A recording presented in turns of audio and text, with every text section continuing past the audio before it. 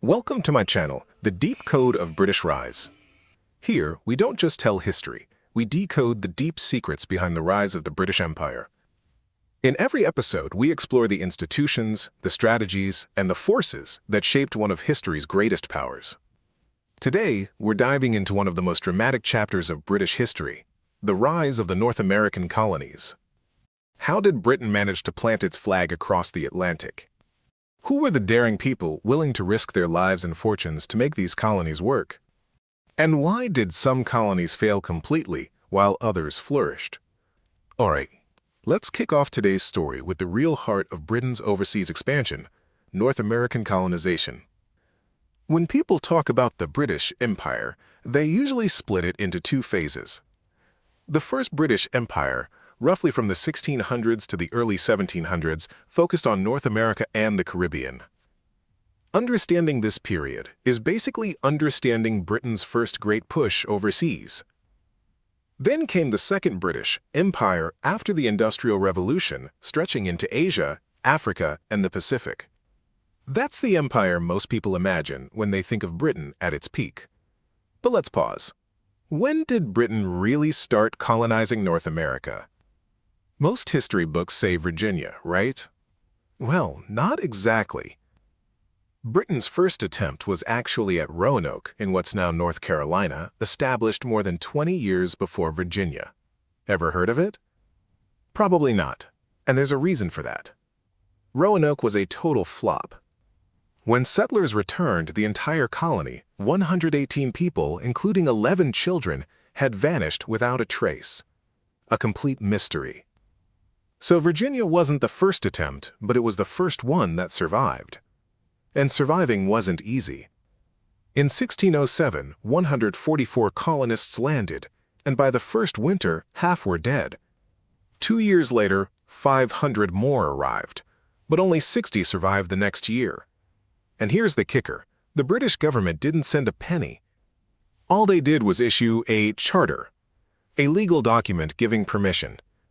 A group of 21 businessmen in London got this charter from the king. They pooled their money and formed the Virginia Company. They ran everything: the people, the supplies, the colony itself, the British charter system. Now, here's a question for you. Why would ordinary businessmen risk everything and sail thousands of miles to settle in unknown, dangerous lands? Sounds crazy, right? Yet, that's exactly what thousands of Brits did. And the secret behind their courage? A little piece of paper called the Royal Charter. So what's a charter? Think of it as a colonial business license. The king wanted people to settle overseas, but didn't want to send soldiers or spend a fortune. Instead, he handed over permission to private merchants and explorers. The Royal Charter allowed them to form colonial companies and build colonies themselves. Here's the kicker: if the colony succeeded, the company owned all the rights to run it, trade from it, and profit from it, and no one else could step in. It was exclusive. But it wasn't just about money. The charter acted like a legal shield, protecting property rights and investments. Investors could build a colony without worrying someone would swoop in and steal everything. This was revolutionary at the time, a mix of state power and private capital, sharing both risk and reward. This system didn't just make money, it laid the foundation for Britain's global empire and fueled the rise of capitalism. And the results? Astonishing. By year 16 of the Virginia colony, about 6,000 settlers had tried their luck, though only 2,000 survived. A mere 30%. Yet, people kept coming. 10 years later, the colony grew to 5,000, including wealthy gentry who wanted a new life overseas. That's the power of good institutions. France and Spain had tightly controlled colonies with little private investment. That partly explains why Britain's overseas expansion outpaced theirs. So next time you think of British colonization, remember, it all started with a simple piece of paper. The Charter, a tiny document with enormous consequences. British colonial administration. All right, here's the big question. North American colonization wasn't just Britain's game. France and Spain were also in the mix. But Britain had something that the others didn't: And that made all the difference. Some say it was all thanks to the mighty Royal Navy, crushing France and Spain at sea. And yes, the Navy played a huge role. But here's another equally important reason. Britain's 13 colonies were relatively small in land size, but they packed far more people and economic energy than their French and Spanish counterparts. Think about it. Population and economic strength let you hold your ground. That's a timeless truth. So let's break it down. What exactly were Spain and France doing? Spanish colonization. Spain was first to the Americas, claiming the largest territories. But their colonies were tightly controlled by the crown. Ordinary people couldn't just pack up and move there. And if they did, they had almost no rights. No rights, no motivation.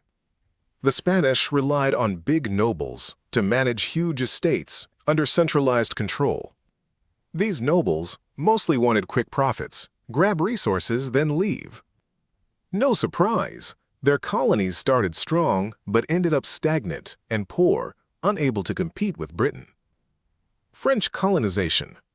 France did slightly better, but still kept a tight grip on its colonies, ignoring property rights. French settlers mainly traded local goods, like timber and fur.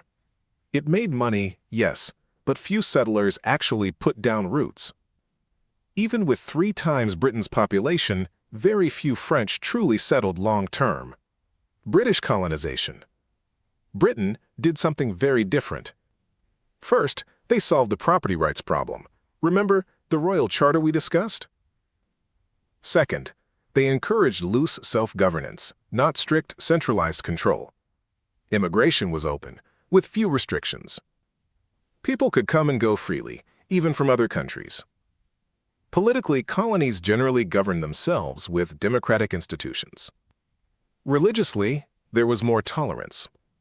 Sure, the natural conditions were tough, but the social environment was far more appealing than back home in Britain. People wanted in. Most importantly, British colonists weren't just chasing quick riches. They planned to stay, work hard, and build lives. They farmed, reclaimed land, and fished.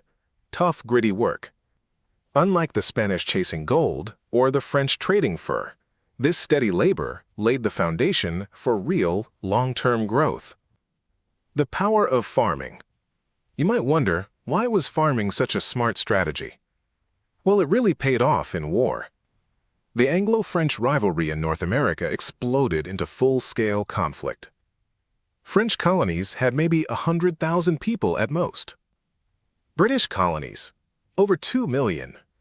And here's the kicker, over 90% were property-owning farmers. These farmers fiercely protected their land, willing to fight tooth and nail. Even before the fighting started, you could already tell who had the upper hand. And indeed, during the war, British colonies stood strong while French holdings fell. Eventually, Britain took over France's largest North American colony, what we now call Canada. By then, the British colonies stretched across an unprecedented area. This marked the first golden age of the British Empire. So what's the big takeaway? Britain's victory came down to one thing above all: strong institutions, backed by long-term planning and steady, persistent effort. It was a slow and steady wins-the-race approach, the kind of hard work that, over time, crushes the competition. History proves it, and so does real life. This slow and steady mindset shows the power of time and accumulation, the very foundation of Britain's rise in North America. In this episode, we saw how the North American colonies grew from nothing to a thriving part of the empire. But the story is far from over. The winds of revolution are already blowing, and Britain is about to face a challenge like never before: the birth of the United States. Next time, we'll uncover how Britain lost its most valuable colonies and what that meant for the empire's future. So, if you don't want to miss the turning point of the century, hit that like button, subscribe, and join me on this journey through history.